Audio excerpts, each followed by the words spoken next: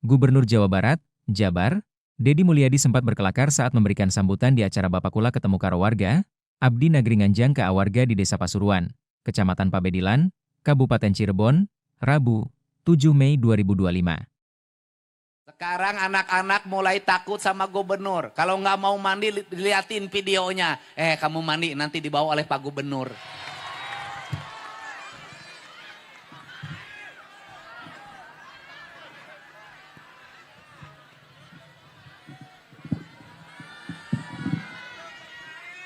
Assalamualaikum warahmatullahi wabarakatuh.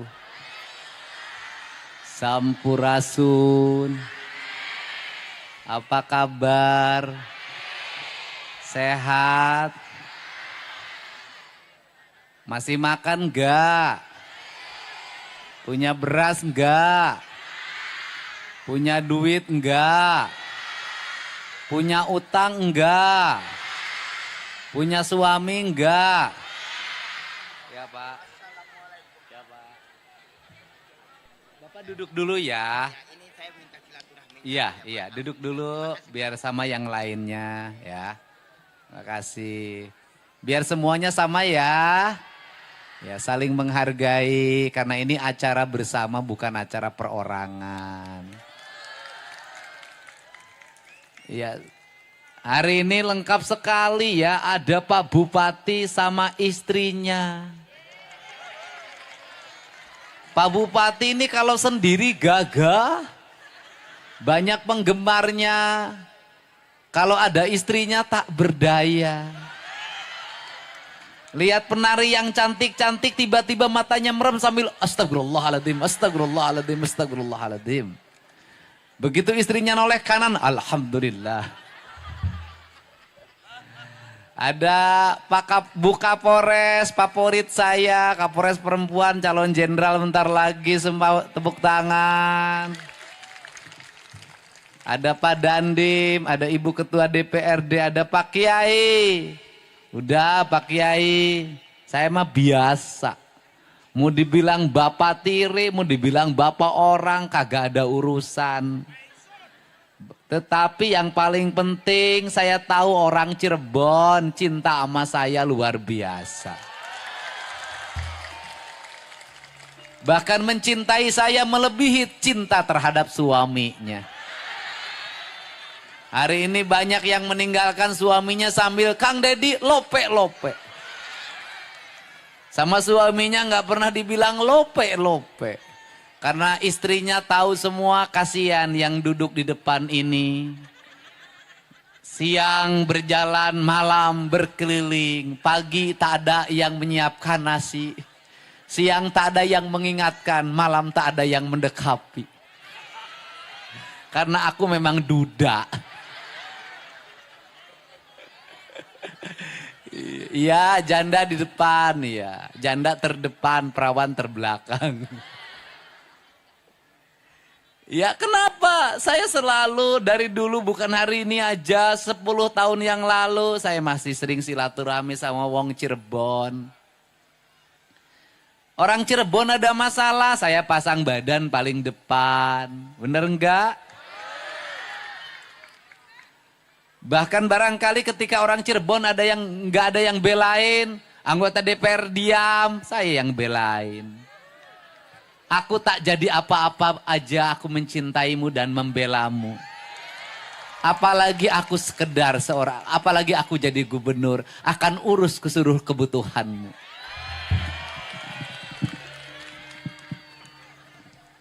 Tapi saya tidak suka pada orang yang tiba-tiba cari panggung, berteriak-teriak, seolah-olah mewakili warga. Saya tidak suka. Kenapa? Urusan jalan itu sudah jadi komitmen saya untuk membangunnya selama itu kita bisa dilakukan bersama-sama dengan bupatinya. Kenapa? Karena perbatasan dengan DKI, perbatasan dengan Banten, perbatasan dengan Jawa Tengah bagi saya adalah kehormatan. Perbatasan jalannya harus yang terbaik, desanya harus tertata, rakyatnya harus makmur, karena itu kehormatan seorang pemimpin.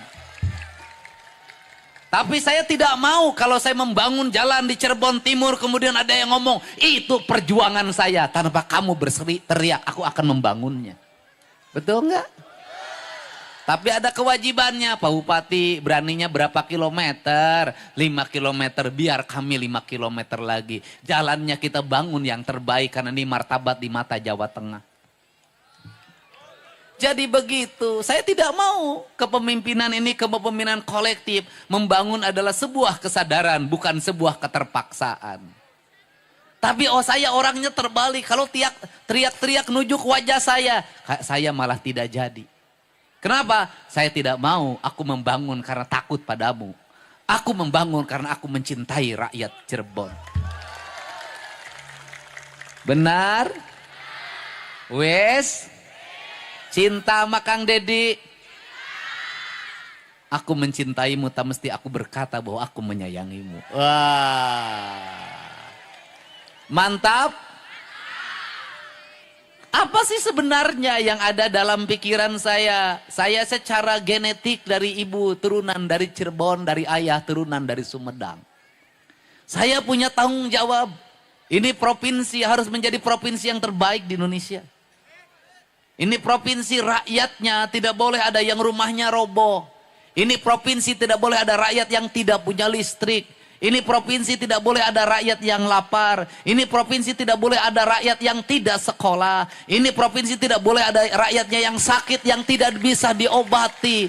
Ini provinsi seluruh rakyatnya harus ada negara hadir mendampinginya dalam duka maupun suka. Itu esensi kepemimpinan saya. Tetapi rakyatnya juga harus bisa diurus. Benar nggak? Harus bisa diurus. Saya tadi meresmikan listrik. Saya nyalain lampu listrik yang rumahnya belum selesai. Kemudian anaknya berapa? 3. Rumahnya utang ke sini, utang ke sini. Terus apalagi 1 kamar 3 anak. Saya nanya berikutnya lagi, kamu mau nambah lagi enggak? Aku begitu mengkhawatirkanmu, rakyatku. Kenapa? 3 anak dalam 1 kamar. Bagaimana kalau kamu mau kukudaan? Apakah harus menunggu anakmu tidur lelap? Bagaimana ketika engkau kukudaan anaknya bangun? Kemudian matanya terbelalak sambil berteriak, ada hantu!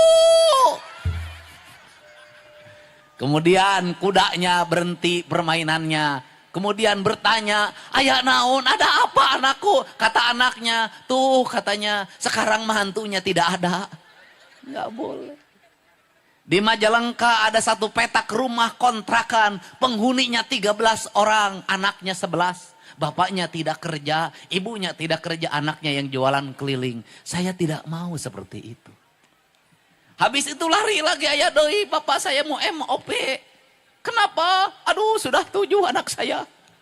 Aduh, tapi itu hebat budakna sarakola. Pada sekolah, bapak ini semangat ini dipaksa tidak. Kesadaran saya ingin rakyat Cirebon punya kesadaran. Bukan keinginan pemimpinnya, tapi kesadaran bahwa berat banyak anak itu harus sekolah. Bagaimana rumahnya, bagaimana nanti masa depannya. Banyak anak, banyak rezeki itu benar. Tapi mengatur kelahiran jauh lebih benar.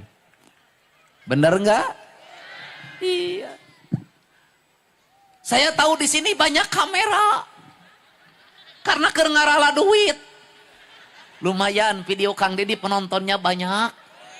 Nanti ada esennya dapat 1 juta, 2 juta, 3 juta. Engkau mengambil gambar dari kerja keras orang lain. Tepuk tangan ya, nggak apa-apa sok neangan duit saya ujang. Nah, untuk itu Cirebon harus berubah. Baru jalan lagi, ada lagi yang nangis. Cerik di wae cing teh. Kenapa lagi ibu? Anak saya nabrak orang. Orangnya pakai motor, yang pakai motornya anak kecil. Sekarang bagaimana? Anak saya nggak punya duit untuk bayar rumah sakit. Aing teh anak sia anu pakai motor, aing nu mayar aing. Itulah rakyat. Apa masalahnya? Hei orang Cirebon, bocah-bocah cilik. Ibumu susah, bapakmu susah, cari duit susah. Udah jangan dulu motor-motoran. Sudah. Udah jangan dulu motor-motoran. Anda mengikuti peradaban mana? Hanya di Indonesia anak kecil motor-motoran. Hanya di Indonesia anak kecil main HP. Hanya di Indonesia anak kecil minum ciu. Hanya di Indonesia anak kecil makan eksimer. Hanya di Indonesia anak kecil ngelem. Hanya Indonesia anak kecil minum komik 15 biji sekali minum. Hanya di Indonesia yang mengaku beragama Islam. Bener nggak? Mau maju tidak? Rubah perilaku buruk. Anak kecil jangan dulu main HP. Anak kecil jangan main motor. Bocah cilik tinggal di rumah. Bantu ibumu ke sawah. Bantu ibumu ke ladang. Bantu ibumu ke kebun. Pelihara domba. Pelihara sapi. Pelihara ayam. Tumbuhilah jadi entertainment baru. Pelihara laut. Jadilah nelayan yang hebat. Jadilah petani yang kuat. Jadilah pengusaha yang kokoh. Jadilah politisi yang handal. Engkau adalah harapan bangsa. Jangan kayak sekarang. Nggak akan maju. Kenapa? Saya ini tiap hari Bu bayarin orang di rumah sakit. Tiap hari. Satu, Bapak. Opo. Istri saya di rumah sakit. Kenapa? Melahirkan. Hamilnya sama siapa? Ya sama saya. Terus kenapa giliran menghamili engkau tidak pernah memberitahu padaku? Tapi giliran melahirkan engkau memberitahukan padaku. Adapah gerangan adindaku? Harus disesar Pak. Berapa biayanya? 25 juta. Kalau berani menghamili harus berani menjamin kelahiran. Itu tanggung jawab laki-laki. Kenapa? Engkau berikrar di hadapan calon mertuamu hari ini. Kau akan menikahi dia, akan menafkahi dia. Itu sumpahmu. Kalau biaya melahirkan saja kamu tidak bisa membiayai, kamu dosa di hadapan sumpah itu. Iya kan? Bener enggak? Selesai itu. Besoknya datang lagi Bapak. Apalagi anak saya ditahan polisi. Kenapa? Membacok temennya. Di mana sekolahnya? STM kelas 1. Masalahnya apa? Iya temennya di rumah sakit harus dibayar 15 juta. Anak kamu yang bacok, aku yang harus bayar.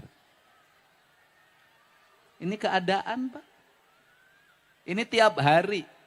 Tadi saya ditelepon lagi, Pak Dedi tolong saya. Bawa anak saya ke barak TNI. Masalahnya apa lagi? Dia nyuri emas saya 100 gram. SMP Pak. Kenapa ini terjadi? Masalahnya apa? Orang tua hari ini tak sanggup lagi menghadapi anaknya. Kenapa ini terjadi? Dibiarkan sejak kecil, diikuti keinginannya, makin gede makin susah diarahkannya. Sekarang orang tua nggak boleh lagi takut sama anak-anaknya. Kalau anaknya bangkang, anaknya melawan, laporkan ke gubernur, kita bawa ke kantor polisi, kita bawa ke barak TNI. Setuju nggak? Udahlah Pak. Ini anak kecil Pak Dedi. Harus diperhatikan kebebasannya. Kebebasannya bacok orang pakai parang.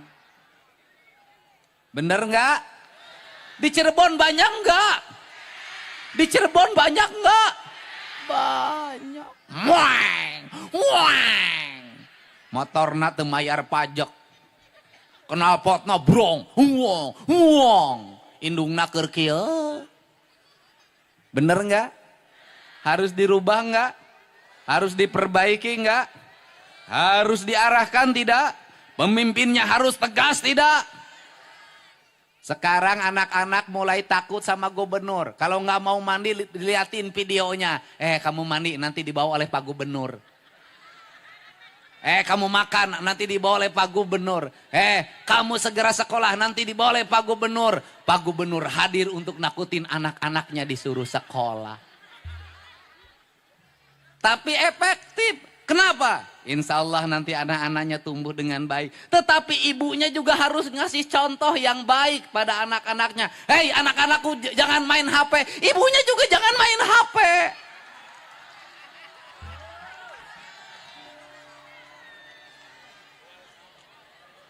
Kamu nak, jangan main TikTokan terus nak. Jangan main TikTokan. Kasih contoh pada anaknya. Anak itu tergantung didikan ibunya. Perilaku ibunya akan menjadi contoh bagi anak-anaknya. Anak-anaknya kamu jangan bersolek terus. Atuh jangan bersolek terus. Sia ulah bersolek wae. Betul nggak? Ibunya ajarin anaknya nyuci piring, ibunya ajarin anaknya mengepel, ibunya ajarin anaknya memasak, ibunya ajarin anaknya nyuci baju, nyetrika baju. Ingat, anak-anakmu ulah dibere kejo mejikom. Kenapa? Hari ini banyak ibu-ibu pengadulan, pemalas. TikTokan tapi mejikom, kejokom, mejikom. Aya nu liwat mie ayam. Liwat baso, tahu gejrot. Indungna tidak pernah masak, tidak bisa nyambel. Gawena TikTokan, berkumpul, berkerumun. Wajar kalau anaknya jadi geng motor. Ibu-ibu rubah dirimu sekarang ya. Mau jadi tauladan anak-anak? Anak-anaknya kalau nakal ibunya berpuasa. Kalau anak-anaknya lagi ujian ibunya puasa. Kalau anak-anaknya ulang tahun ibunya puasa. Kalau anak-anaknya sakit ibunya puasa. Berilah masakan yang baik bagi anak-anaknya. Karena masakan yang dibuat ibunya adalah doa bagi anak-anaknya. Maka saya meminta dalam surat edaran saya. Hei kaum ibu Jawa Barat. Sebelum nanti pemberlakuan makan bergizi gratis. Dari sekarang ke sekolah gak usah dikasih uang jajan anaknya. Kasihlah bekal yang cukup dalam bentuk makanan yang engkau buat. Karena dalam setiap butir nasi yang engkau buatkan, di situ ada doa yang tembus ke langit, doa keikhlasan seorang ibu pada anak-anaknya. Setuju? Setuju? Anaknya tidur, ibunya bangun tahajud, lihat wajah anaknya. Nah, wajahmu begitu mencerminkan wajah yang suci. Di malam ini aku berdoa bagi kebaikan dan masa depanmu. Itu caranya. Kalau nyuruh anak tidur jam 8, ibunya tidur jam 8. Jangan begini ngomongnya. Hayo cepet tidur kalian semua. Cepet tidur kalian semua. Cepet tidur kalian semua. Molor si indungna. Benar gak? Mari kita lakukan perubahan. Kenapa? Tokoh-tokoh besar yang hadir hari ini, itu doa ibu-ibunya yang dulu dipanjatkan. Buka Polres doa dari ibunya, Pak Dandim doa ibunya, Pak Bupati doa ibunya, Ketua DPRD doa dari ibunya. Doa ibu yang tembus pada langit akan mengantarkan anak pada puncak keberhasilan hidupnya. Jadi kalau hari ini banyak anak nakal, kaum ibu segera introspeksi. Jangan-jangan ibunya tidak jadi tauladan bagi anak-anaknya. Jangan-jangan bapaknya tidak jadi tauladan bagi anak-anaknya. Jadilah kita tauladan bagi anak-anak kita agar anak kita tumbuh dengan baik. Setuju nggak? Setuju studi banding dihilangkan? Memberatkan enggak piknik? Berat enggak?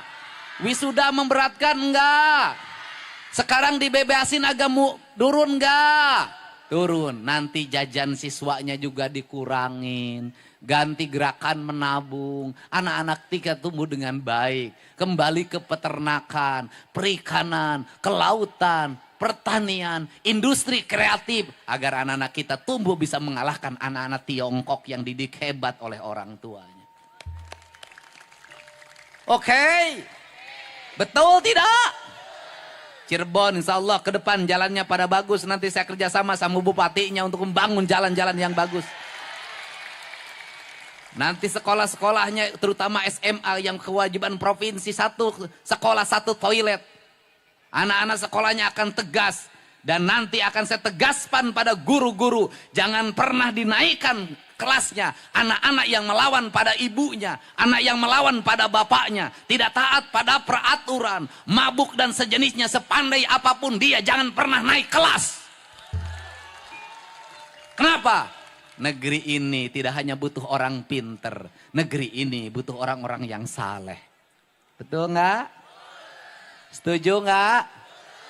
Ternyata bisa. Perpisahan saya larang, berpesta pora ganti, disemprot pakai damkar.